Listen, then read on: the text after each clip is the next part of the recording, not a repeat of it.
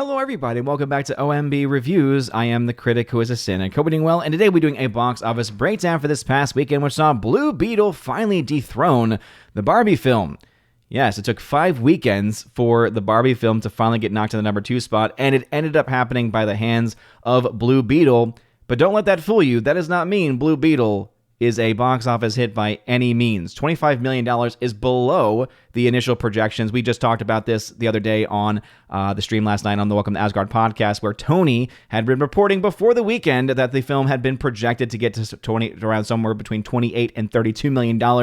Coming at 25 means that it came in well underneath those initial projections, coming a little bit closer to the amount that had actually been projected by Box Office Pro. So yet another pretty accurate projection from them. They seem to be on a roll with things as of late, at the very least when it comes to Blue Beetle and, of course, the Barbie opening weekend as well. We'll talk about that. We'll also talk about some updates to Oppenheimer crossing $700 million worldwide, TMNT, Strays, Meg 2, and a ton of other things. Before we go any further, please make sure you smash that like button, light up that fire button, and smash the rumble button, and also make sure that you're subscribed to the channel with that bell notification. That way you know every time a video or live stream goes live on the channel. So Tony over at Deadline, he's continuing to run with it.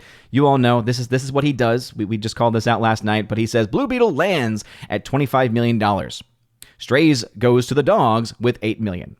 So what's interesting is that it seems to be a negative indication for the movie Strays, whereas Blue Beetle, it just simply lands.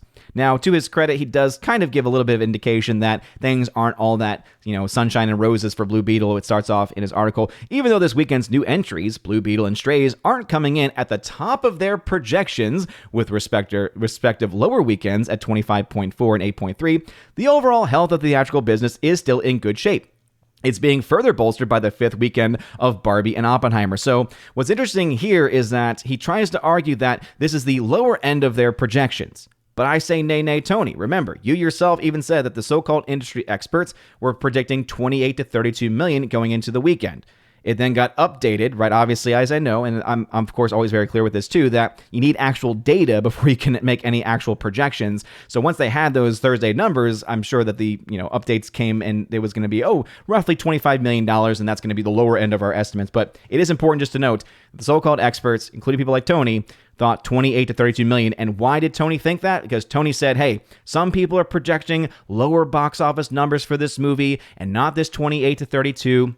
And the reason why is because they just don't understand that this movie is over-indexing with Hispanic audiences, and we all know Hispanic audiences, they walk up to their movie, which has a lot of racial implications to it, Tony. And again, I'm going to be the first one to call you out on that, because you'd call anyone else out on, other things, including your nonsensical coverage of a film like Sound of Freedom. But anyway, as I've been saying more recently, I digress. The fact still remains, Blue Beetle's opening weekend is abysmal.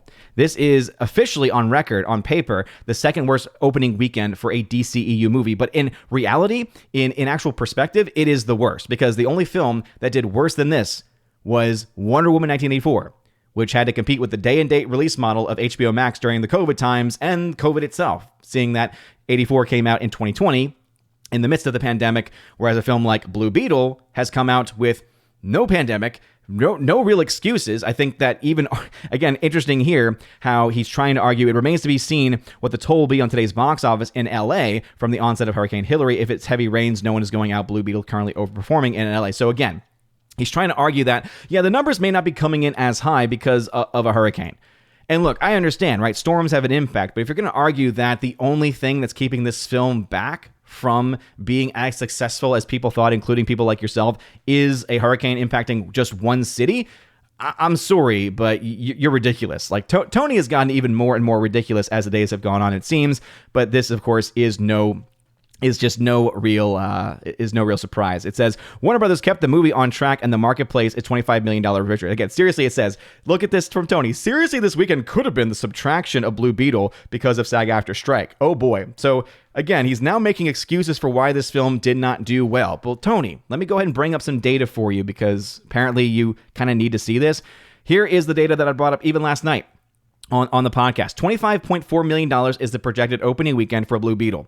That means if you take the average ticket price of today, and you can especially imagine that it's probably even a little higher than this, because opening weekends for bigger films like this tend to have a higher average ticket price, because most people are going to see the film in IMAX or in a higher premium format screen. But for this article, or rather for this example, we're going to use $13 as a current standard. We're using that same standard, by the way, for the two other films that have come out so far this year, The Flash and Shazam 2, specifically talking about the DCEU. So this movie has made, therefore, around 1.9 million ticket sales, right? So that's just an estimate over the ticket sales using the current amount of money that it's made, that's have projected to have made, and also what the average ticket price would be in today's dollar. So 1.9 million tickets. Compare that to the 4.2 million tickets sold by The Flash and the 2.3 million sold by Shazam 2. Shazam seeing $30 million opening, The Flash at $55 million, Blue Beetle down at 25. Now I hear what you're saying. Well, Blue Beetle's not a well-known entity and blah, blah, blah, blah. Those are all just a lot of excuses, because we could say the same thing for other films on this list. Birds of Prey. That featured a lot of characters that a lot of people, as far as movies are concerned, may not have known a whole lot about. That film made $38 million, right? When it comes to most of these DCEU characters, there had never been, right, other than the TV show of Wonder Woman, a live-action film, Wonder Woman, at least not to the same prominence or degree. That film made $129 million. Justice League 117, Aquaman, $82 million. An Aquaman movie made $82 million. I mean, let's just be real about this for a second, right? Even the first Shazam film, talk about new characters, probably one of the fairer comparisons because of that. Hey, $64.7 million, 5.8 million tickets. As I said, though, Wonder Woman 84 is the only film that this movie actually beats, and this film had the day and date release model on HBO Max and COVID to deal with. And that film still made $19.7 million and 1.7 million tickets sold. So this film barely sold more tickets. And if you're to believe Tony, it's because of a hurricane and because of the SAG-AFTRA strike. I mean, let's just to be realistic, that strike's been around for a long time, and we have massive films like Barbie, and Barbie has consistently done well even in the midst of that strike. So again, please just spare me the nonsense there, Tony, and just write another hate article against Sound of Freedom while you are at it. But the fact is, Blue Beetle not doing well. Let's go ahead and dive into those domestic numbers. As you can see, Blue Beetle did indeed come in the number one spot, but compare that to Barbie. This film barely beat it. Right? Blue Beetle, 25.4, Barbie at 21.5. A 36% hold for Barbie. Not likely going to see a strong hold for Blue Beetle based off of the fact that the film is just terrible. And even if you're going to buy into the Rotten Tomatoes numbers, which we all know those numbers can't really be trusted in any way whatsoever, it's not looking good, right? There is enough general sentiment out there that this movie is just not a well-made movie. It has a lot of, production issues with it. The CGI is terrible. The characters really don't make a whole lot of sense. Yes, the family dynamic is being praised, but if you dive further into that family dynamic, if you take just even a second to think about the relationships between those characters, it very quickly begins to fall apart. We kind of talked about that on FNT this past week, but let's just say things are not looking good for Blue Beetle. Probably will not end up being the biggest film of the DCEU this year. Definitely won't be able to do that, but also has the potential of being the worst performer and even doing worse than Shazam 2. Of course, we'll have to wait for the week 2 numbers to come out, see what kind of holds it's looking at, but right now, I would say it is not looking good. Coming to the number 2 spot, though, is indeed Barbie. After 5 weeks of release, finally dropped down the number 2 spot, but still not by a whole lot. 21.5, not a far shot from the number 1 spot. $36 million is the projected percentage there. Only dropped from 175 screens. Still has the widest release, and look at that per theater ratio. It's really, again, not that far behind where Blue Beetle is. Oppenheimer coming in also to its 5th week of release, dropped to 10.6, a 44% drop, probably the widest chasm we've seen between the Barbenheimer films so far, but hey, both films still doing really, really well. Again, those drops are still very strong 5 weeks out. Right now, you're looking at Oppenheimer at $285 million domestic, Barbie at $567 domestic. TMNT, I talked about this last weekend being a box office flop, and right now, a 45% hold 3 weeks out is not terrible, right? It had a decent week 2 hold as well. The problem with this movie is that it's just not making nearly enough, right? It did not have nearly as big of a release as a film like this would typically need to, right? The projections that I have for this movie have the potential for it to make its money back, the potential to make some profit, but ultimately that doesn't even matter, because even if this film does still end up being a financial loser, it won't be a huge loss for the film. And in addition to that, it's made $1 billion so far as actual sales are concerned. When it comes to the IP of TMNT, $1 billion worth of sales so far in 2023, and the year's not even over, means this is a very healthy franchise, means that's going to be able to subsidize any potential losses that they see for the movie. And that means that there is still a potential for Seth Rogen to get his hands on another film, unfortunately. But that is the numbers as they stand for that film. Stray is the new film from Universal. Film I just, again, have no interest in whatsoever.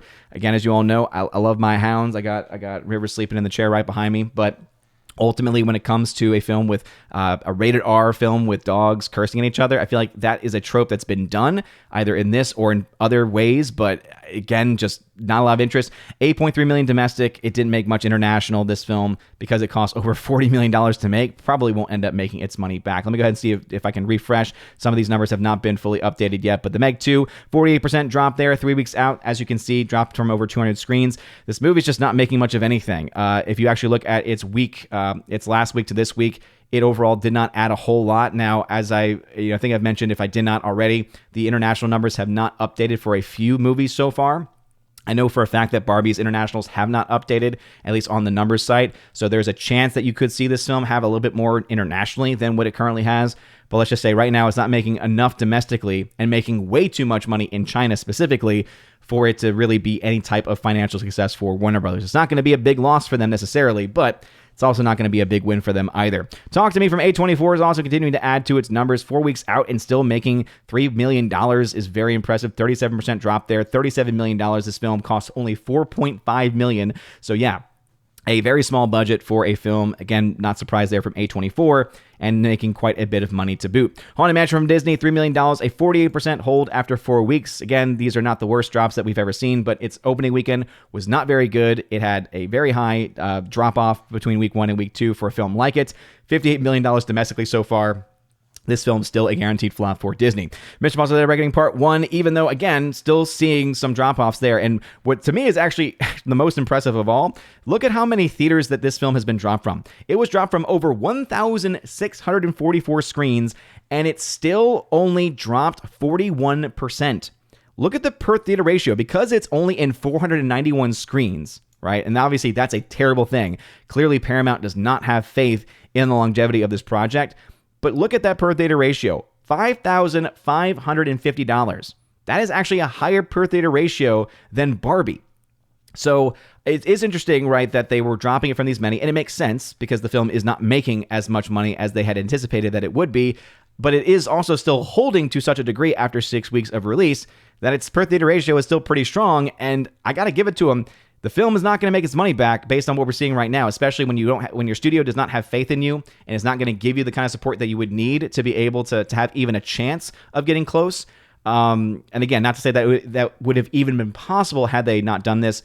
It is interesting nonetheless just to see how strong it held, despite the fact that it was dropped from so many screens. I've just never really seen that before in such a way. But again, Mission Impossible: Dead Reckoning Part 1, even though it's a great film, probably one of the best films of this year, unfortunately, it is just not getting enough box office numbers, and I think that Paramount should really take an introspective, how in the world did we mess up this release schedule? How in the world did we make the mistakes that we made? Because this film had gold written all over it, and they decided instead to kind of punt. And I think that ultimately it led to their demise. Speaking of demise, Last Voyage of the Demeter dropped 62%. Oh boy, 62% drop for Last Voyage of the Demeter. And what does that ultimately mean? That means that this movie is, again, you've heard it before, it's going to be a massive financial flop. So, or rather, it's going to be a flop, not necessarily massive, but only $11 million after 2 weeks of release. A 62% drop for a film like this is pretty much a death knell. So, hey, it's a film that I've heard mixed things about, and doesn't seem like any interest is in the box office, though, for this film. Sound of Freedom coming also in with another $2.4 million, dropping 50%. This film seems to be done making the bulk of its movie. Hey, it had an amazing run. It was up there with the greats. It was up there with the best for a long time. But it's pretty much just falling off. So, again, the chances of it getting to 200 million domestic, I think, are kind of out the window, making this over a weekend where it used to be making this kind of stuff every single day. But it doesn't matter because it's still making nonstop profit. And so kudos to them for continuing to have an impressive release as such. The last of the big films are Indiana Jones Dial of Destiny, 440,000. So this film, again, still donezo, still a massive financial flop. Elemental, even though it did make up some money over the course of its release, it was not able to make back its money, so still a flop for Disney, though not as big of a flop as it could have been.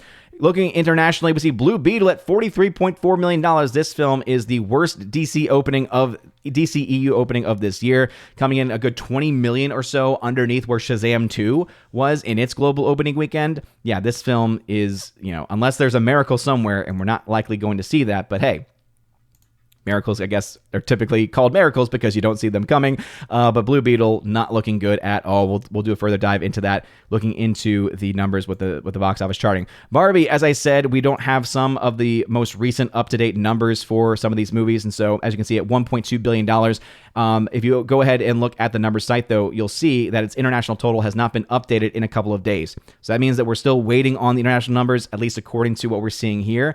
Do not be surprised to see this film get upwards of $1.3 billion. And so that means there is a potential that Barbie might already be ahead of the Super Mario Brothers movie. So as a recording of this video, they have not updated all of the international numbers, at least according to what I'm seeing in front of me.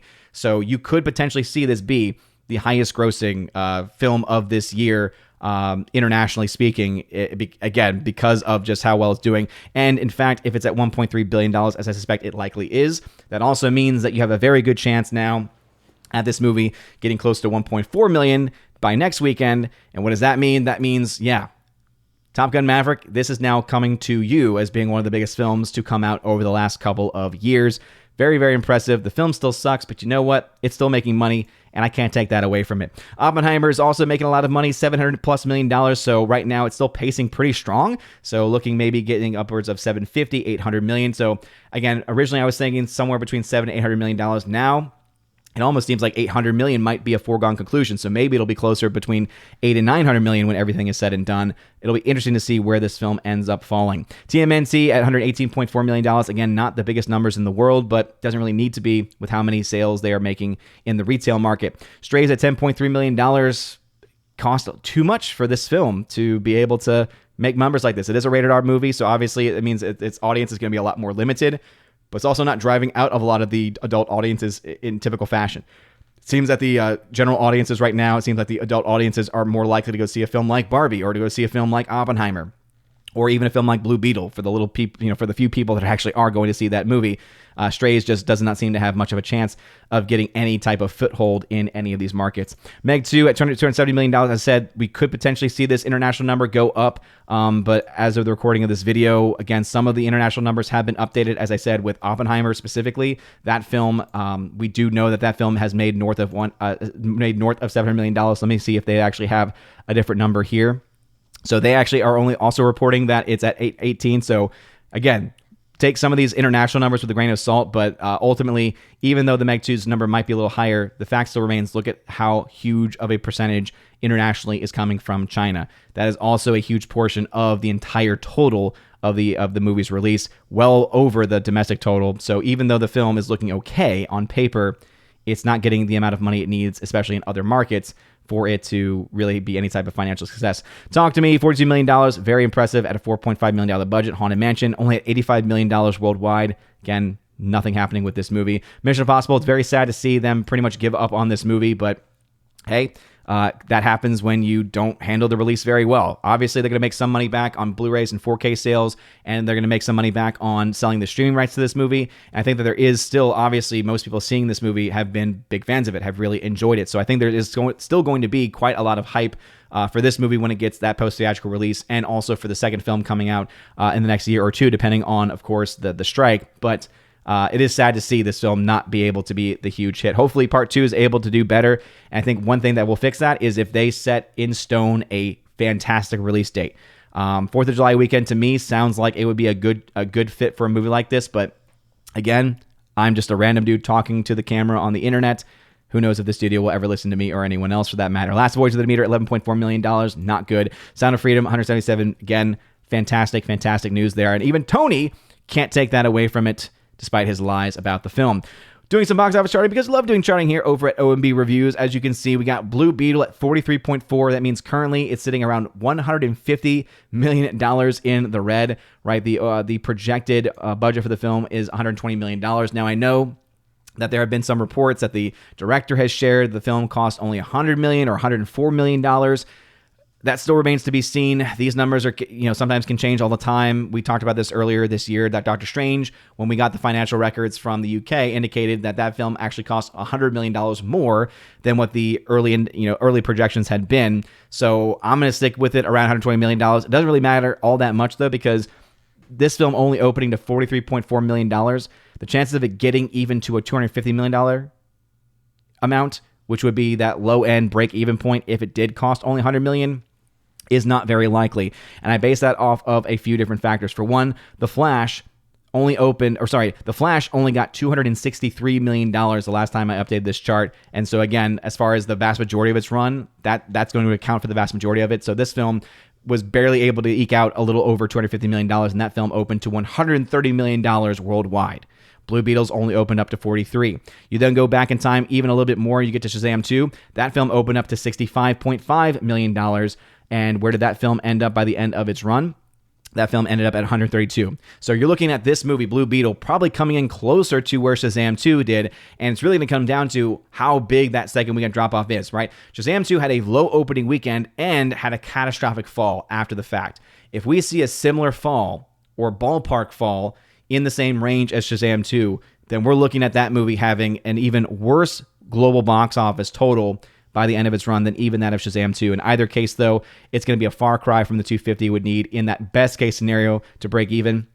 So I'm predicting right now it's looking like Blue Beetle will end up being a box office flop and failure. And seeing that the movie is pretty terrible, objectively speaking, I'm happy to always see that. The last voyage of the beater, we do now have those week 2 numbers for the film. So at $11.4 million opening weekend, 2-week total, 16.3 to 22.9 is likely going to be the end point for the film, meaning it's going to be about a $50 million loss for the studio. Can't say I'm all that surprised. I've heard some mixed things about it, but ultimately not enough people are showing any interest in the movie. The Meg 2 at $270 million right now is $31 million in the red. So I still have on paper this film set to be able to make some profit back. But you have to remember the vast majority of its money is coming from China.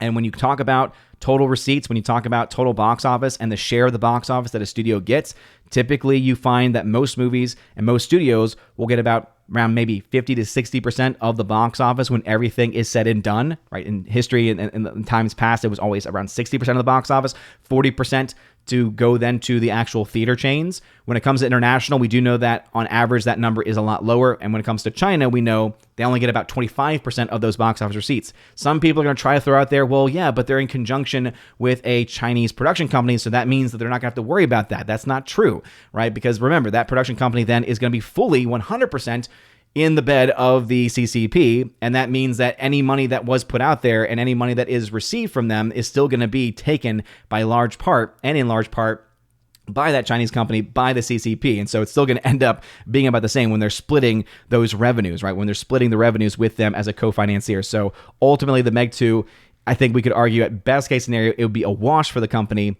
Worst case scenario, it would be another financial loss. TMNT, as I said, it has a chance of losing money, has a chance of making a little bit or breaking even. No matter which way it goes, though, the film's going to have made its money back already. The property, I should say, the IP, has already made $1 billion in retail sales, according to certain reports. Talk to Me at $42 million and a $4.5 million production budget for the movie, continuing to add to its overall profits, so kudos to them. Haunted Mansion, $85 million, is still $170 million in the red, and again, that's on a more conservative side of things. Disney is in a lot of financial straits. As bad as Warner Brothers is doing this year, I don't think anyone is doing as worse as Disney is right now, and after their earnings call, things are just getting worse. Barbie, as I mentioned, right now, the recording of this video is at $1.2 billion. That's still plus almost $500+ million in profits. Remember, this is not going to be the savior for Warner Brothers, though, because they're splitting those profits. So right now, you're looking at close to $250 million for Mattel, $250 million for Warner Brothers, and the financial losses established and connected to a film like The Flash alone is going to cut out the vast majority of those profits. Add to that $100 million loss for Shazam, probably close to $100 million loss for Blue Beetle, and any profits they've made from the Barbie film are pretty much wiped out completely. It's not looking good for them either, but hey, at least they have a film that can make some of the money back. Disney just does not have that kind of luck at this point in time. And then lastly, we'll talk about Oppenheimer and Mission Impossible. So Oppenheimer, as I've mentioned, doing very, very well internationally. So kudos to them for being able to make a profitable movie in this way. Mission Impossible, this film deserves a lot more than what it's getting, but hey, the numbers are what they are, and we're looking at this film probably by the end of its run, ending probably underneath that $100 million in the red, but still, that's going to be a financial loss, and you might make some of that back in Blu-ray 4K sales and some of that back in your international streaming sales, but that's still going to be not nearly as much profit as I'm sure they were hoping for with the kind of investment they put into that film. But those are the numbers as they currently stand. Let me know your thoughts in the comment section down below. And again, if by the time this video goes live, we might get some updated numbers internationally for some movies. Obviously, we'll be covering that over the course of this week. Tuesday night, I always have my Welcome to Asgard podcast stream where we will give updated numbers as they come in. But what are y'all's thoughts? Let me know in the comment section down below. If you like this video, smash that like button. Not at the bottom, I say smash the rumble button. You guys are all amazing and beautiful people. Have a wonderful rest of your day. A blessed Sunday. And as always, God bless.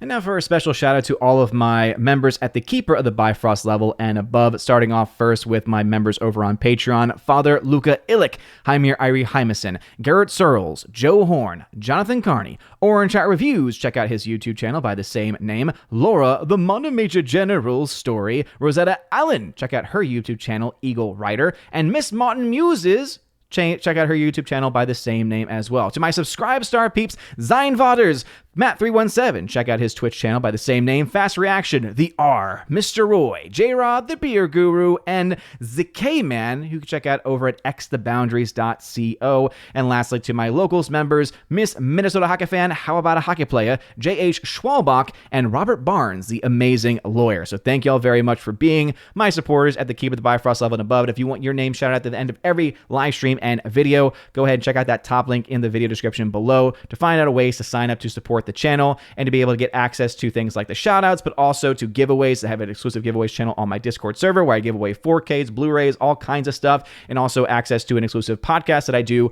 once or twice a month, depending on what I'm able to get accomplished, especially over the course of this crazy, crazy busy summer. You guys are all amazing and beautiful people. Hope you have a wonderful rest of your day. And as always, God bless.